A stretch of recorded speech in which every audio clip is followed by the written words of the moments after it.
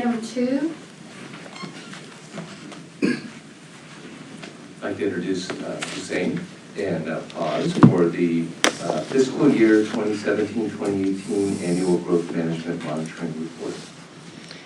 Good evening, Vice Chair Johnson and Commissioners. My name is Paz Gomez. I'm the Deputy City Manager for Public Works. With me is Hussein Ajide, the Engineering Manager in Transportation. Before we get started, I would like to echo not only John Kim as well as Lieutenant Calderwood.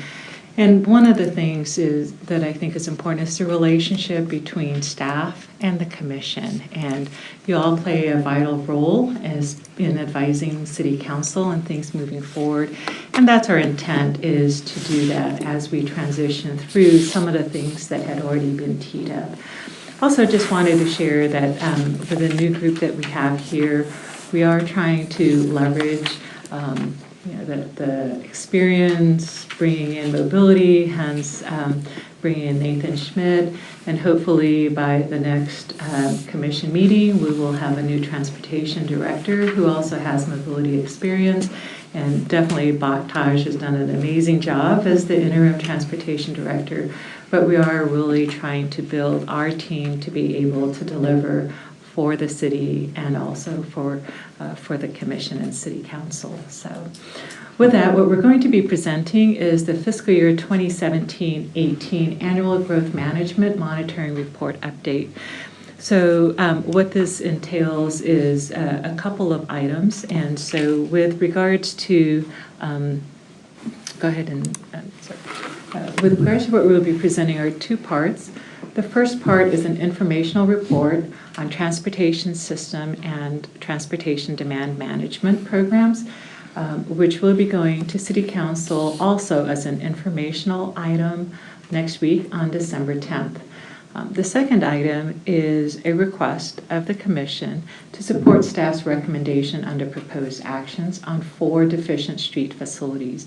So in keeping with the communication plan, what we intend to do is when we go to City Council on December 17th to make the presentation would be to insert in there what the Commission's recommendation, if it's in support, if it's in not support, and the reasons behind it, and also provide an opportunity for Chair Gokin or a designated member of the Commission to be part of that presentation. So wanted to explain that as part of the commission or the communication plan. So as background, on July 16th, staff had gone to present to City Council an update on the annual traffic monitoring that's done in support of the growth management plan. What was found was that there were 8 street facilities that were determined to not meet the acceptable standards. And as such, we were asking for council to take action at that time. At that time, City Council came back and said, why don't you come back for some additional presentations and options, which is the reason why we are going back. And there'll be 3 presentations. So the approach is, the first 2 are the 2 that we're presenting this evening, which is to have an informational discussion, if you will, on transportation system management and transportation demand management. For some of you, you may be very familiar with it and it's good to go. For others, and perhaps some in the public, this is a means of educating those across the board. The second is a decision presentation that we'll be asking City Council, and hence we are asking for the Commission to make and support staff's recommendation. The last item is with regards to the deficiencies for 4 other street facilities, which are more complicated and are associated with the Local Facilities Management Zone 15 and the extension of College Boulevard. Our intent is sometime in early 2020, perhaps.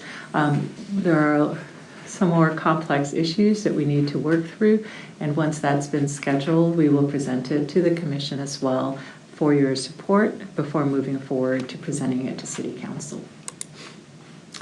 So from cars to mobility, we updated the general plan about 4 years ago. The previous plan focused on the automobile, but now the road system is largely built out as planned. So traffic continues to increase, so the focus is now on transportation system and demand management strategies. So the general plan mobility elements transportation vision involves a network of livable streets, viable links between transportation options, and efficient and reliable mobility around the city with fewer single-occupant vehicles on the roads. In addition, we also have the Climate Action Plan that was also passed at around the same time, approximately 4 years ago. And that lists measures to reduce greenhouse gases. So one measure in particular calls for efforts to reduce the demand for people to drive. So there are some common goals between the Transportation System Management, or TSM, and Transportation Demand Management, or TDM. And that's to manage and try to reduce the traffic congestion, to improve our traffic flow, to cut down on greenhouse gas emissions, and overall improve the forms of mobility. However, there are two different strategies.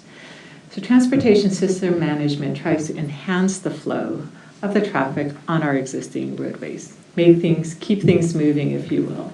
Whereas the transportation demand management tries to reduce the single occupant vehicle trips. So some of you may be familiar with this. This is Tam Tran, who's our traffic operations specialist that's pointing at within the Traffic Management Center, in which we have 6 screens that show different traffic movement throughout the city. So to get the most from existing roads, our transportation system management helps when a congested roadway cannot be widened, or adding capacity is too costly or damaging, and that congestion can be relieved with some improvements. So some examples of TSM include coordinating the timing of traffic signals, or setting aside lanes for buses or carpools, or designating turn-only lanes. Within Carlsbad, we are in the process of implementing adaptive traffic signals. As an update, City Council approved in the summer of 2018 procurement of basically adaptive traffic signal system.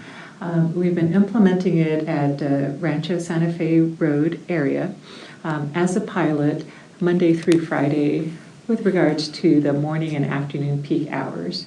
We're in the process of expanding it further to include the weekends and eventually to other roadways within the city. Sorry, back up.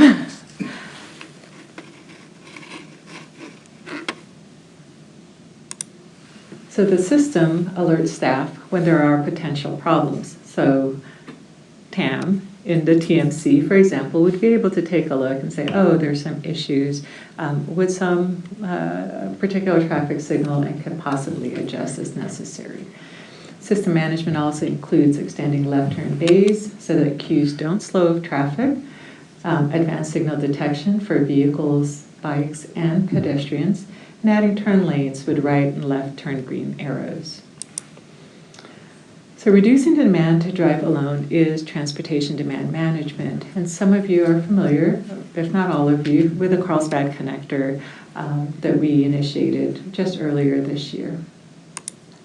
So some examples of overall demand management include creating ride-sharing services, offering flexible work schedules so that we have people or employees, workers that are starting earlier to miss those morning traffic or later, for example, providing bike racks, lockers, and showers within their facilities so that those, for example, who would wish to ride their bicycle as an alternate means of getting to work can do so. Having dining, laundry services at the work site so that people will not be getting into their car to go run their errands, and giving incentives for not commuting alone by car, as well as encouraging use of public transit. Sometimes it's through stipends or other means. So daily trips to and from work are the main cause of routine congestion. Sometimes travel times are predictable. So you know that you're going to go into work at a certain time and you're going to leave at a certain time.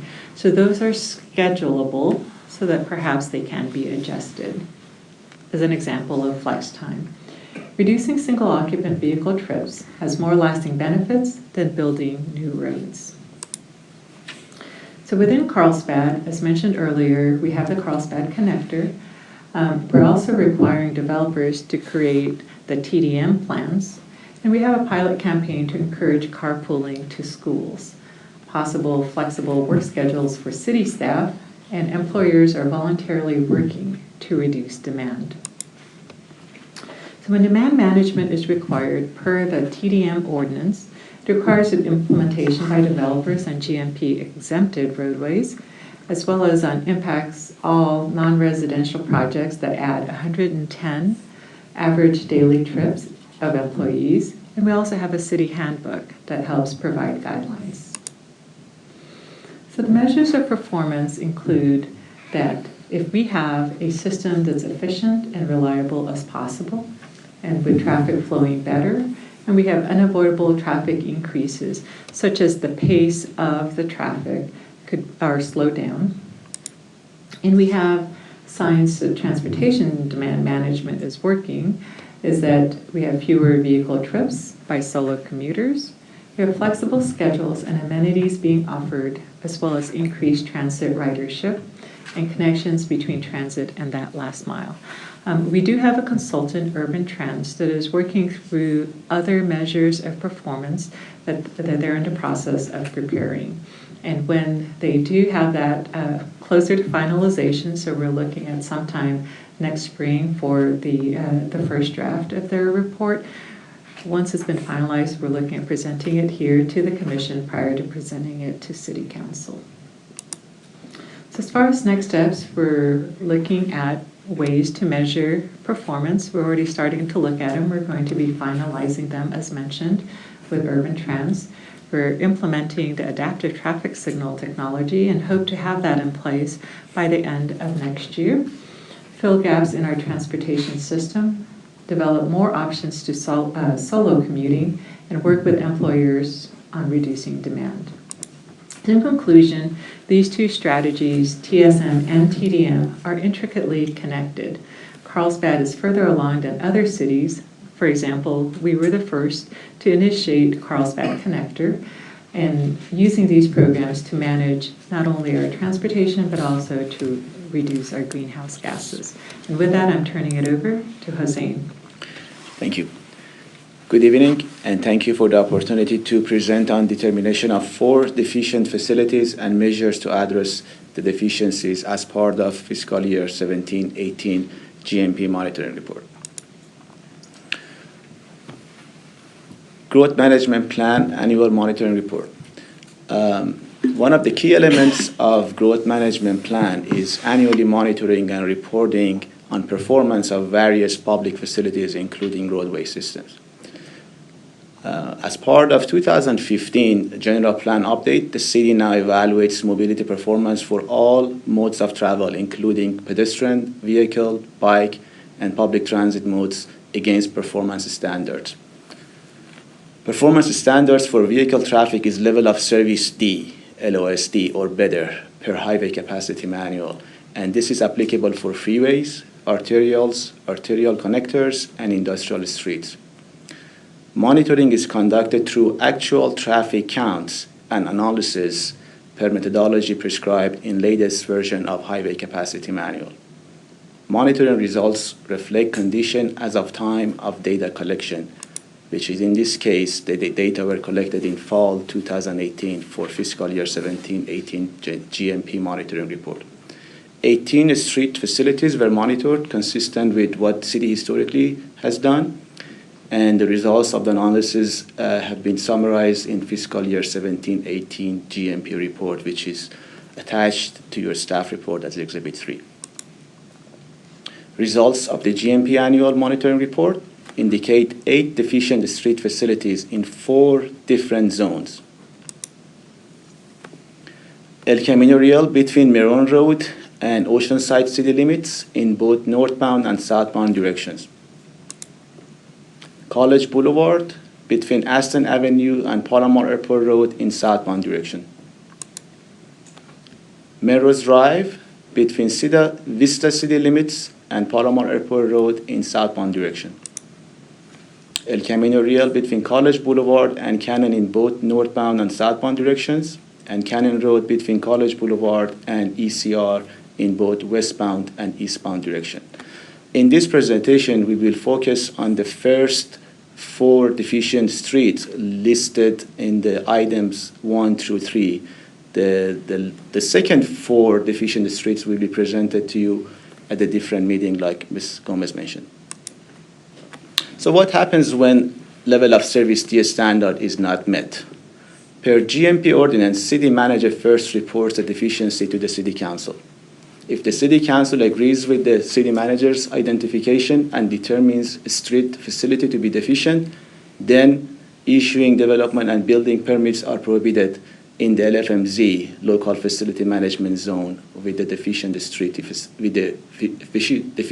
facility, unless the city council determines deficient street facility to be built out and exempt from the level of service performance standard, or agreements satisfactory to the city council have been made guaranteeing improvements will be implemented to address the deficiency. Now, what happens is, what does exempting street facility mean? General Plan Mobility Element Policy 3-P9 states that in order to exempt vehicle mode of travel from level of service standard, the street facility must be identified as built out by the city council because the street facility meets one of the following criteria. Obtaining the necessary rights of way are not feasible. The proposed improvements to fully address the deficiency significantly impact the environment in an unacceptable way, or the proposed improvement would result in an unacceptable impact to the other community values or general plan policies, or the proposed improvements would require more than 3 through lanes in each direction. So what happens when a street facility is determined deficient? Mobility Element Policy 3-P11 requires new development that adds traffic to the street exempt from the level of service standard to be implemented TDM and TSM strategies. As Ms. Gomez mentioned just earlier, TDM strategies would focus on basically changing travelers' behavior and reduce their dependency on solo commuting, and TSM strategies would focus on improving traffic flow and circulation, such as traffic signal optimization. As mentioned earlier, this presentation focused on 4 deficient street facilities, and a staff recommendation would be determining the following street facilities as deficient. El Camino Real from Oceanside city limit to Meron, and also El Camino Real from Meron Road to Oceanside city limits. Southbound College Boulevard from Aston Avenue to Palomar Airport Road. Southbound Melrose from Vista city limits to Palomar Airport Road. And now we're going to discuss each of these street facilities in further details and discuss potential measures to address the deficiencies. El Camino Real between Meron Road and Oceanside city limit in both northbound and southbound directions. Staff requests an exemption in each direction based on criterion 3-P9D because El Camino Real already has 3 lanes in each direction. So in order to address the deficiency through a road improvement, a 4th through lane would be required, which be in conflict with the general plan mobility element. Therefore, adding lanes is not recommended in either direction. As you can see in this aerial image, El Camino Real between Meron Road and Oceanside city limit already has 3 lanes in each direction. Therefore, exemption is requested per criterion 3-P9D because more than 3 through lane would be required in order to fully address the deficiency. College Boulevard between Aston Avenue and Palomar Airport Road in southbound direction. Staff recommends expediting CIP project number 6028 to improve traffic flow on College Boulevard by adding a 2nd southbound through lane. Upon completion of this CIP project, LOS standard D will be met and deficiency will no longer exist. As you can see, the existing condition in this aerial image, College Boulevard between Aston Avenue and Palomar Airport Road currently has one right lane, one through lane, one bike lane, and one left turn lane. And what CIP 6028 proposes is widening the road, restriping in order to accommodate the second through lane, which is identified in yellow in the schematic that you can see. By adding the second through lane, the deficiency will be addressed and level of service D will be met. Melrose Drive from Vista City Limit to Palomar Airport Road in southbound direction. Staff recommendation is expediting CIP project number 6038, which improved traffic flow by adding a southbound right turn lane on Melrose Drive and restripe existing lanes to provide a third southbound through lane. The project is expected to improve traffic circulation and traffic flow, but not up to the level that level of service D will be met. Therefore, upon completion of the CIP, level of service D will not be met and deficiency still remains. And the staff requests exemption per criterion 3-P9D because more than 3 travel lane would be required upon CIP completion to address the deficiency. As you can see in this aerial image, Melrose Drive between Vista City Limit and Palomar Airport Road, that's the existing condition. You can see currently we have 2 right turn lanes, 2 through lanes, and 2 left turn lanes. With the proposed CIP, the road will be widened and restriped in order to accommodate the third through lane, which improve the traffic flow, but not up to the level of service D will be met. In other words, the deficiency will remain. Also, we would use this project as an opportunity to modify the lane striping for northbound Melrose. This modification will realign the northbound through lanes so that the number 3 lane will not be directed into the trap right turn lane at Lions Head Avenue, as previously requested by Traffic and Mobility Commission. Staff recommendation to the City Council. Staff recommend that the City Council determine the following street facilities are deficient. Southbound El Camino Real from Oceanside City Limits to Meron Road, northbound El Camino Real from Meron Road to Oceanside City Limit, southbound College Boulevard from Aston Avenue to Palomar Airport Road, southbound Melrose Drive from Vista City Limits to Palomar Airport Road, and exempt street facilities marked asterisk above. Also, expedite CIP project 6028 College Boulevard from Aston Avenue to Palomar Airport Road, which would add the second through lane to address the deficiency. And expedite CIP project number 6034 Melrose Drive from Vista City Limit to Palomar Airport Road, and the project would add the third through lane, but would not address the deficiency.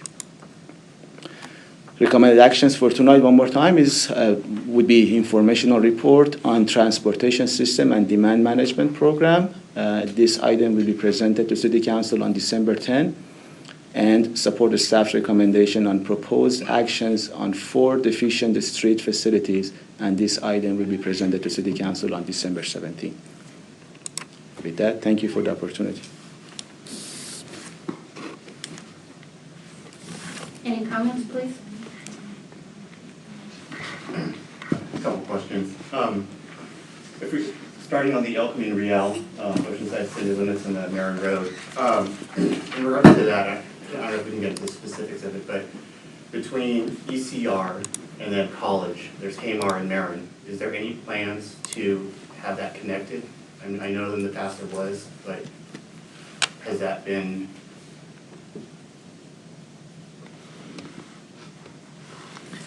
That is not included as part of this review. So the specific area, street facility that we're addressing is at ECR between Marone to the Oceanside city limits proper. So what you're talking about is perpendicular to that road, so we are not addressing that.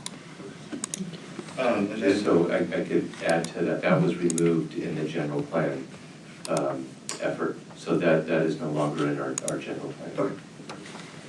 And then for, I believe it was number 3 for the Aston Avenue, in that part where there's going to be going southbound, correct? Thank you. That part right there where there's going to be that added lane, I guess you'd say the yellow and the stripes. Is that land Carlsbad, or is that part of NLM or any conservancy that we have to? Yeah, that's a city-owned parcel, so we'll be widening the road and restripe it. We have to do some mitigation because we are going to encroach to open space, but we can mitigate it on site based on the credit we have, yeah. Thank you. And then the last one for me, for Melrose, on that diagram. Thank you. On that part, I think if you go to the next, yeah, thank you. For that, I know that route is a incline, and there's a part right there where there's a bicycle lane. I believe it's in between the lanes that are going southbound, and then in between the lanes that are going to be making a right. So is there any, so the indication is, I can barely see it, is it going to be, the bike lane still going to be in between the turning and the straight, or? Correct. Yes. Okay. Probably you could just tell me to turn my head to take a look. Look at the picture. Thank you, yes, yeah. Sure. Perfect. That's all I need. Thank you. Any others? Yeah, this is a very important issue, so I have a number of questions, and with the permission of the chair, could I give like some background for like 1 minute? I did have just a couple of slides that I included in correspondence that I submitted. If we could, is it possible to show that? There's a PowerPoint there with 2 slides. Let me find it for you. Can you escape?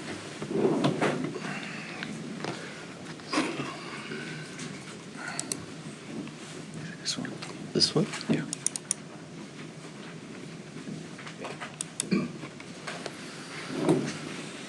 The next slide. Go ahead.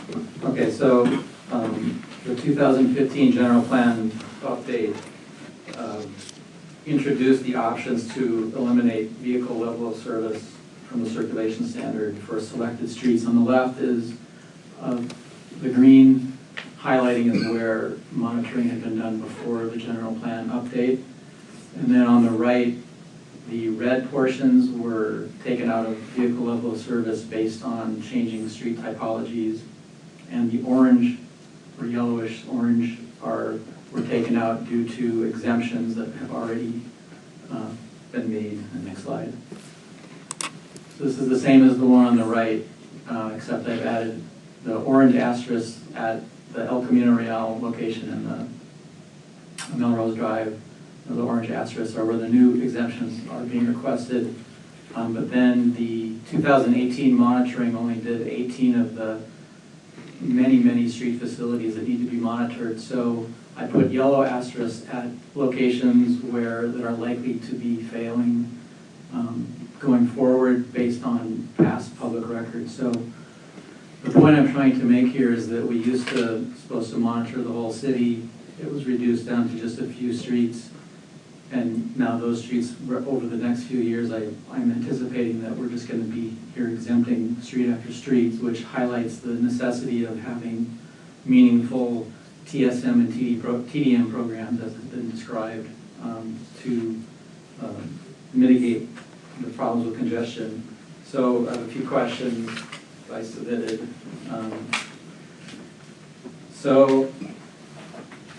Carlsbad's current TDM ordinance is the only thing that I'm aware of that actually addresses TDM, and it has the 110 daily trips that are required, but it's only for new businesses, not existing businesses, and it's not for residential development, so it seems very narrow. And the staff report implies that it's more broad, I think. Is it true that residential projects aren't included and can contribute to TDM? There's also reference to 11 peak hour filtering trigger, and I've never seen that. And so is there anything codified other than the TDM ordinance that would address those? It's my understanding, for example, with the Viasat campus as a recent example, when that was constructed, the approval that came through the city conditioned it to comply with a climate action plan that they had to implement some TDM measures, which they did. Things along the lines of having additional on-site bikes that they can use to go from one building to the next instead of getting into their cars. Having being able to use the Carlsbad connector, for example, more recently, and also subsidizing use of public transit, as well as just being flexible with regards to the start time, the end times. I understand that if you work past 6 o'clock in the evening, that they provide you meals for free for the employees who are there. As well as they have dining facilities on site to prevent employees going off site. So those TDM measures were implemented and presented as a condition and part of the approval process.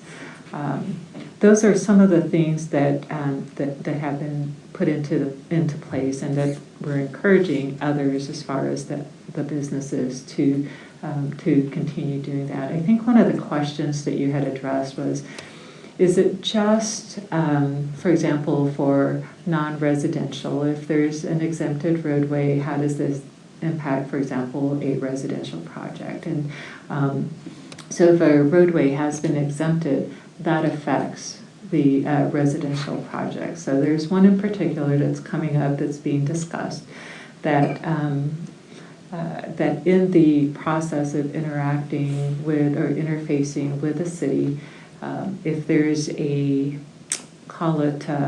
there's a need for moving children, for example, or some kind of transportation, whether it's for a senior living facility or something along those lines that they're proposing as part of their TDM plan, then they would be submitting that as well as part of their presentation. So we're encouraging that across the board, but with regards to the specific question, what we have right now is the TDM ordinance in place. We do have the TDM consultant that's on board to advise us on other recommendations, what are other cities doing, what are other measures that we can implement in moving forward. And those are the things that as we get them, as mentioned earlier, we'll be coming back and presenting their recommendations to the commission and moving forward. Okay. Can I just add to Paz's response that if you're looking for where residential development would be subject to TDM and TSM requirements, the staff report speaks to general plan mobility element policy 3-P11. So that's where the requirement would be, we condition a residential development that's located on an exempt facility to implement TDM and TSM measures. If that's responding to your question, the TDM ordinance was implemented in response to the CAP.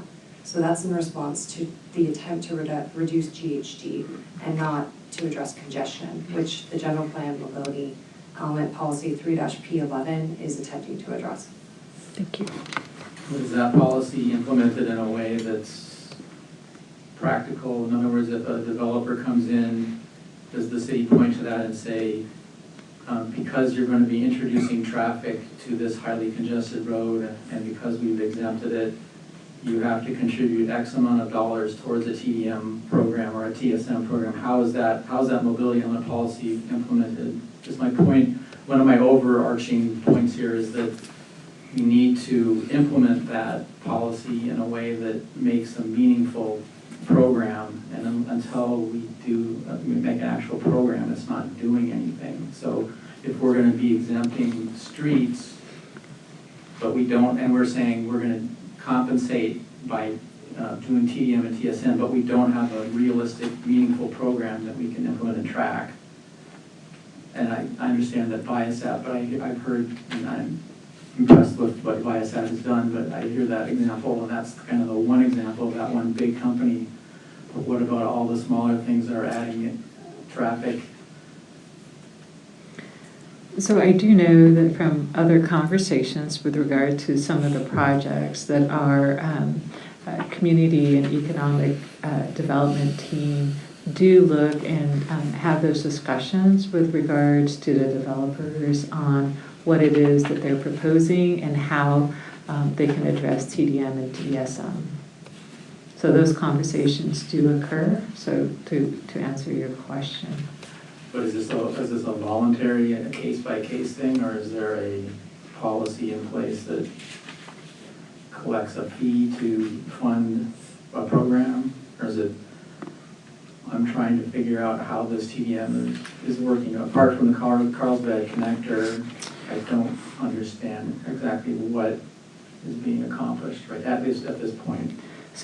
So it depends, right? It depends on what the development is, if what is being proposed and what the impacts could be. So this is very hypothetical, but if there is something along the lines of that there's impact to, say, from a TSM perspective, that maybe we can use some controllers, for example. Perhaps that's an example that you've experienced, Doug, with regards to something that can be implemented, and what's the cost of the impact of that development and the costs associated with it, and with that controller, and what would be the fair share or the cost the developer would entail. So. I think that's a good example of how we would implement TSM for a mitigation measure for a development. We would get the equivalent. Instead of paying for 1/3 of 3 controllers, they would just take care of one full intersection. That's how we've been approaching it. Okay. And then moving from the implementation of that policy to measuring the performance, you had some performance measures that you put up there, including, improved traffic flow and, I guess, reducing congestion, at least indirectly. But or is that actually being measured, and do you have results? So at the moment, we are not. What our intent is with regards to the TDM consultant is to advise us with regards to the measures. So those are anecdotal. We get complaints when traffic isn't flowing, right? I mean, it's human nature. It's a given that is one of the top complaints that we do receive from our residents and others. So one of the things that we are looking at with regards to the adaptive traffic signals is being able to provide us that kind of, is the flow more continuous, so that it isn't stopping and going. Are you, for example, recently it was Thanksgiving. Okay, if they're timed and they're timed a certain way, and it's a Thursday and it's normally a work day, would we have a means of being able to adapt, and instead of sitting there at a traffic signal when nobody else is around? So those are things that I think is a means of being able to measure, but really. With regards to what we're doing right now, unless there are some that you're aware of, we're not specifically measuring the traffic flow. Part of the adaptive CIP project is putting in new equipment. The new controllers will allow us to gather information for the first time. So we'll have a base background. So we have a baseline, and then we can kind of work from there for a baseline, as opposed to a level of service where you get a color of A, B, C, D. there's not as much of a standard as a baseline, and you're trying to improve it or hold that ground as traffic increases. And is the city working on TDM measures that specifically address those corridors that I've highlighted in orange, which are the ones that are currently exempted, and then the asterisks, the ones that we're being asked to recommend to the city council to exempt, are there some specific measures that are being taken for those two locations that are new, or the previous ones that are on there, or is the approach just general and anecdotal? I was going to say VISAT, I believe, is in one of the orange exempted roadways. I don't know if there are any for TDM specific. Yeah, TDM, like the connector, is more of it's a global approach. It's not, you can't do as easy a effort to get, a person to do a bus as opposed to providing that service to an area. I think that's what you're asking.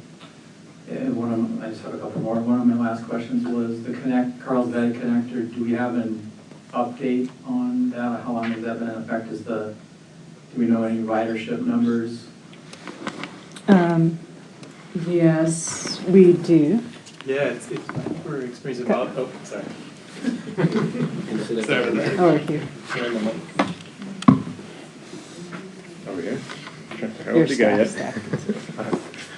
Yeah, so the latest ridership numbers are about 500 per week, and it's been fairly consistent. So I guess what that does show is that there is, definitely a demand there for the connector service. The market area is fairly limited right now, so that's still kind of a good indication. Okay. Was there a goal? Was there a pre-specified goal you're shooting for? Nope. It's just a pilot project. Okay. So. Sorry, just a couple more. This is a very important topic to me. So the addition of the through lane on College improved the LOS from F to B, which is impressive. It seems like it handled it. The Melrose Drive only went from F to E. A lot of the TSM measures are focused on intersections. And one gripe I have with what's happened is that we've dropped intersection analysis out of our toolbox largely. And I think that having intersection analysis put back in for monitoring would be useful, especially when we're talking about things like TSM. Both of these, two of these items that are on our agenda tonight, one for exemption and one to fix it. The fixes for the CIP projects are intersection projects. And so it seems like looking at the intersection rather than the street facility, in addition to the street facility, would be useful. I guess the question is the Melrose intersection improvement from the one that goes from F to E, if you did intersection analysis on that, would it show that it improved the intersection? Or sometimes when you're improving it just one letter grade, you're really not doing much. Is this a material change that's worth the cost and effort to do that? Based on the numbers I have seen, it improves the traffic circulation. I'm not sure the exact numbers, but what I've seen, it improves the circulation. So for Melrose, yeah, the intersection level service, we're at the capacity, so you're looking at shades of gray, but anytime you improve it, you add another lane, it does improve it, but it's not a significant in terms of resolving the issue, but adding that lane will make it better.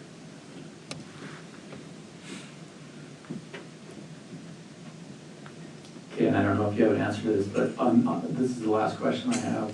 On the map that I have up there, for 2019 and going forward, are we monitoring all of the street facilities now that are required by the mobility element instead of just that small subset? And are we monitoring the orange ones still that are exempt? Yes, we continue to monitor roads after the exemption. So this next report for next year, it includes the orange and the green. But the ones that aren't required to meet the auto level of service, we haven't been monitoring that. We'd rather use that money to improve the system. So it's not that we can't monitor it, we just haven't, we've decided not to monitor the red links, and we instead monitor the bikes and the peds and the transit on those links. Okay, so I would say that the red ones that are congested, it would be useful to continue to monitor them to see whether TDM and or TSM, mainly TDM, I guess, is improving them. If we're not looking at it, we don't know if it's working, so leave it at that for now.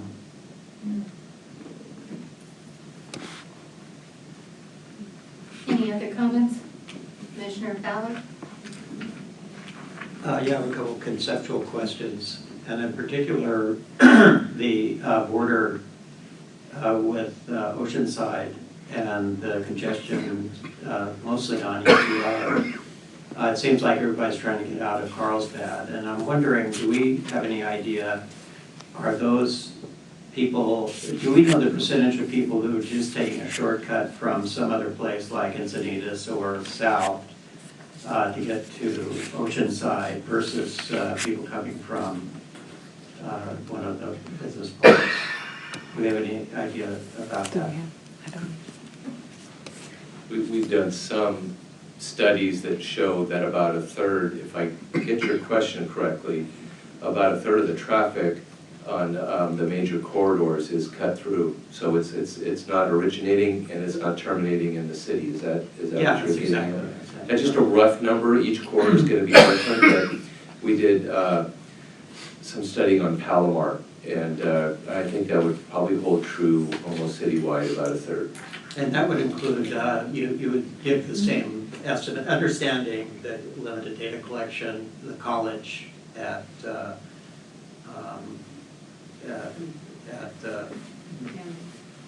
yeah. I'd actually... No, actually college at Welcoming. the Marin Road, actually, on the other side. Like Lake? Yeah, Lake. Yeah. Marin, right. Oh, okay, yeah, I was gonna say college near Palomar by Aston, that's actually mostly a terminal point. Yeah, I think the more you get to the border, the city limits, you're gonna have more cut-through traffic. So, and then, so if you were to be able, obviously, there's not much you can do because of the standard and so forth. But I'm wondering what is popularly called induced demand. I don't know whether that's actually a true technical term. But this idea that if you make traffic go better, people find the shortcut, and that all of a sudden the improvements you make don't have any effect anymore because people figure out it's easier to get through. So if you were to actually make a 4-lane highway out of El Camino Real or each way or something like that, that would last a while. But in the end, people who are using it as a pass-through would figure it out, and all of a sudden you're back together. And for things like people trying to get college or from Aston to Palomar Road and putting in a side pocket basically to create a new lane, will that last? That solves the problem, let's say, but in a situation like that, and as you get more into neighborhood kinds of streets, is there an induced demand effect on that as well? It's a good definition of induced demand. So the more you widen a road, the more demand there is for it. When you look at a side street like Aston, it's really there to spend less signal green time on the side street that allows you to serve the main line a little better. But that's, if I could, maybe a real high-level answer to that is TSM is trying it's trying to do spot-specific improvements like that, as opposed to capacity increasing that would be more inducing demand. So you're really looking at you've already got the travel going up El Camino Real and you get a pinch point. You try to relieve that pinch point, that's not gonna necessarily make it so that more people use it, just the ones that are using it will be less inconvenienced. That answers your question. Commissioner Panseri? Yes.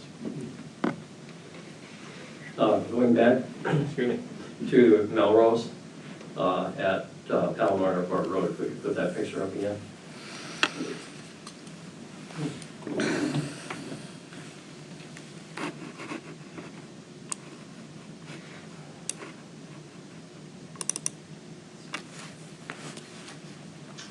Okay, one of the things you mentioned right near the end was that the northbound lanes would be restriped to eliminate the trap lane north of the intersection with Palomar Airport Road.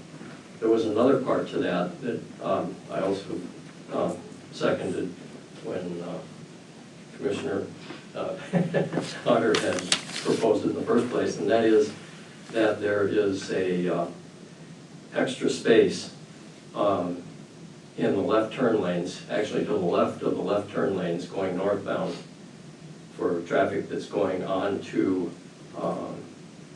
Palomar Airport Road, that could easily be used to provide a left turn lane for cyclists at that point. Currently there is none. So cyclists would apparently just use the rightmost left turn lane, or they would also just start and get off their bikes and become pedestrians and take extra time to get to work by using the crosswalks. If we really want to reduce traffic in TDM, we should use every facility, every space that's available to provide cyclists with the ability to make vehicular style left-hand turns when it's possible. Regarding the other way in the northbound, southbound direction, the bike lane currently sort of gets lost between traffic lanes and right turn only lanes. And since that section of the road is steeply uphill, cyclists are not going very fast, and it's pretty difficult to get from the bike lane over to the bike lane to that separate bike lane to the left of those two right turn only lanes. Part of the reason for that is this isn't, it just doesn't stand out. It's small, it's not very visible, and I'm wondering if we've considered the option of adding some green paint there. Skip dash paint would be helpful from the existing bike lane on the right edge to the to where it starts again at the let's see, I guess that'd be the northernmost connection, and then perhaps green paint there all the way to the intersection. Is that something that could be considered? One of the reasons I asked that. Yes, we could look at that, definitely. Okay. One of the reasons I asked that is I know that 2 people from the North County Cycle Club were hit while they were waiting for that light to turn last year, and they were severely injured. So anything we can do to improve that situation would again help with TDM. Okay, thank you, Peter, for that suggestion. For the northbound, that's not a slam dunk, at least from a traffic engineering perspective. There may be space with the hatch area northbound in the left turn lane area, but based on the 4 travel lanes that you'd have to negotiate to get across, we'd have to consider that. And again, it's something that we can look at, but I can't guarantee you that that's something that we would automatically say yes, even though there's space to do it. There's also context, and I don't know if that's the best context to encourage a bicyclist to cross over to get into the cross over it anyway. They do it right now, so. Can they be a pedestrian and? They don't. No. No. They can't walk their You can bikes. you can force them to do that, I guess, by just making it so. All right, we'll take a look at that one. Yeah. I mean, there's bikes in that number 2 left turn lane all the time. Yeah, and it's not that hard to get across. If you consider, with all the traffic lights there, traffic is platooned. So you either have a lot of traffic where you can't get across, or you have nothing, where you just go from the bike lane straight across to where you need to be. And I assume that the bike lane would be on the right-hand side of any left turning lane. Yes, correct. That was the way I drew it a couple of years ago, or a year ago, or whenever that was. I can dig it out again. Yeah, the transitions to shift over the lane so that the right trap, it may conflict with that space. Again, we'd have to look at that engineering-wise. Thank you. If I could too, let me see if this works. The one thing that this project does, it's a trap. When you look at the southbound, right now, the trap lane, the bike lane, if you notice, you have to cross a through lane. And that's by design, that's what the trap lane is. The proposal will mean that the bike lane goes through and has a right of way, and that the vehicle has to cross that to get to the right turn lane. Okay. So you could have green paint, but it's gonna be much clearer for a bicyclist, because I've been out there and I've noticed that you really have to get going. The through movement is much faster, so I hope that explains it, but that's much better for bikes, what we're proposing. It gets rid of the trap lane. Thank you. Commissioner Hunter? A couple questions. So if we look at the, and you don't have to put a picture up, the north end of ECR by Oceanside, by Marone, where it's just a mess.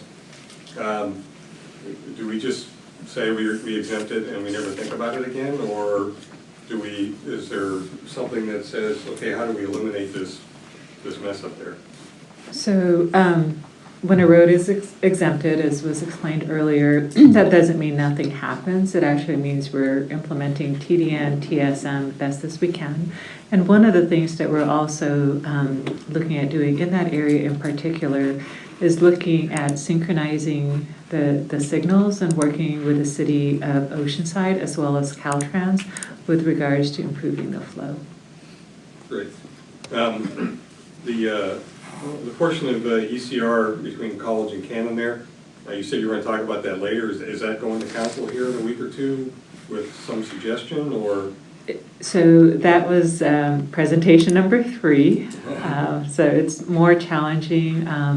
Recently, there was a meeting with property owners to determine what the appetite is with regards to the actual extension of College Boulevard. And so there are some things that are still being worked through, which is the reason why it hasn't been fully vetted yet.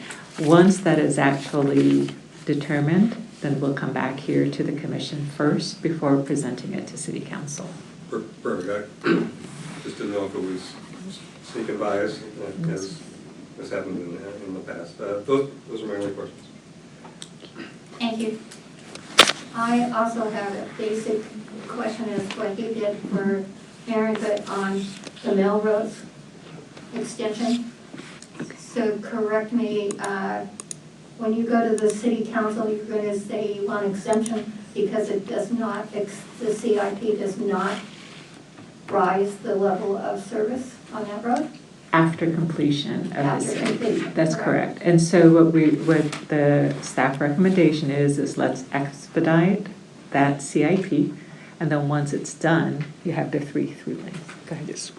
Yeah, basically the traffic analysis shows even after completion of the CIP and after having the 3rd through lane, still that street segment or street facility is deficient. So that's why we are asking proactively exemption from level of service. Just a plain devil's advocate, I would ask you, if this CIP does not raise the level of service, what would raise the level of service? It improves the level of service, but not to the level that meets level of service D. Right, I understand that, but what could raise it up to a D? Basically adding additional through lane, 4th through lane would be in conflict with the mobility element. Yeah. Okay, thank you. One more question. Excuse me, Commissioner Hunt? Sorry. forgot what the one I had before. These are the ones you say are deficient, but again, I look at PAR, particularly eastbound from Yarrow to about El Fuerte, and there's no way that is a level of service D. That is, I mean, sometimes it takes 3 signals to get from Yarrow through El Camino Real going eastbound, and the same thing on El Fuerte. So it may take 8 or 9 signals to get from Yarrow to Melrose these days. I believe Commissioner Blinky noted that this last year on this report, it's just a subset of all the road segments. Mm-hmm. So those segments were not monitored in that year, but the one that's about to come out in, we hope within months, you'll be seeing the new one that every segment that was green. It was green. And orange was monitored. Okay, because that one was green, so it's never green, it's always orange or red. Green just meant that it's I know it does, monitored, yeah. but all the yellow asterisks are where Yeah, I would predict. and your yellow we're gonna have asterisk is problems. right on there, so. Yeah, that's that. Okay, thank you. I have one question here. Yes. So in regards to, just to follow up for the TDM, there was a program, I think, that encourages parents to use carpools for children to and from school. And I believe that was called the Cool Ride to School carpool. And I think that was implemented, like it went to 2 schools, I believe it was Hope and I think it was the middle school. Valley? Yeah, I think Valley, correct, thank you. Do we have any information on how that went, or how that's going? I'm sure. No, unfortunately not, but I believe that's also part of what's being handled by the TDM consultant. And so once we have their final report to bring forward, we can get an update from them. Any other comments? Can we go to item 3? We do have a motion. Yeah. Excuse me. Motion, We please. have a recommendation for Okay. action.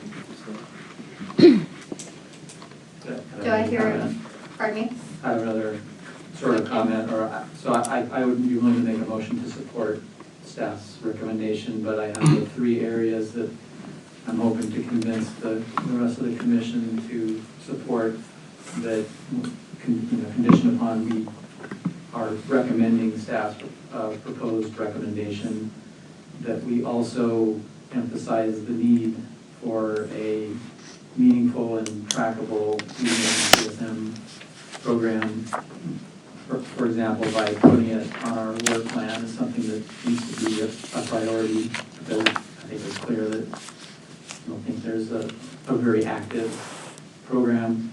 And then second, in my correspondence, I included probably 8 reasons why I think we should have intersection level of service added back in. So I'd like to make a recommendation that the City Council consider doing that. And then that's it. So with those 2 additional recommendations that you're willing to recommend that we take staff's recommendation, but emphasize those things. I don't know what the rest of the commission has to say about that. Well, I'm not sure I'd support the intersection level without more discussion on that. I mean, there was a reason it was taken out, and so there needs to be a reason to put back in, although I read what you did. So at this point, I wouldn't take that, but the first part, absolutely having a plan and such, I would support that portion of the motion. Commissioner Feller? I think in order to do that, we would have to understand why their reasoning, why the programs are deficient. And I'm not sure we're there at this point. And so I would move, I'm not moving, but I would move just straight approval. Any other comments? Thoughts? Recommendation, please, or motion to be made? I move that we I move that we support staff's proposed recommendation to the city council to declare the street deficiencies and exemptions. But we also recommend adding comprehensive reviews of the TDM and TSM programs to our work plan. Can I get a second? Okay. So I just want to clarify, so are you looking to have, so this item's not noticed to amend your work plan, if that's what you're looking for. So we can't have that as part of this item in this motion. If you want to have support for staff's recommendation with additional comment to council, that certainly can be part of the motion if there's a second and a majority prevails on that. But for Brown Act reasons, we'd have to bring back an item if you want to amend your work plan in some way. Okay, then I'll amend my motion to say, recommend that city council prioritize meaningful and trackable TDM and TSM programs to mitigate congestion at the exempted, due to the exemptions of these roads. Can I hear a second? You good with that, Amanda? I'll second that. Seconded? Can you vote, please? Don't we get to discuss? Sure. the motion? Oh. Yeah. So, I would like this to be split into two motions. One is strict approval of the proposal, and then a second motion with the recommendations. I think they've done a great job with this. I think it's something that we should support 100%. And by conditioning it even in the vaguest way of making a recommendation softens that a recommendation. So I would oppose that. I'd support Bill's position, making it separate as it. Okay, then I'll move the first part first. Second? Want to vote on the first part, please? And the first part is approving the staff's recommendation. Yes. Supporting staff's proposed recommendations to the city council to declare the street deficiencies and exemptions.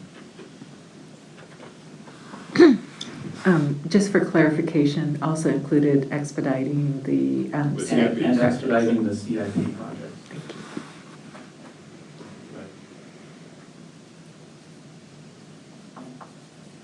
Thank you. And the second part? Then make a second motion to ask the city council to prioritize meaningful, trackable TDM and TSM programs to help compensate for traffic congestion at the exempted locations. Second. Second. Vote, please.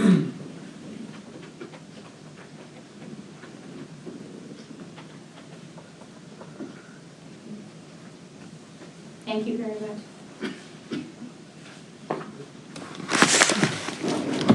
Yeah, thank you, guys.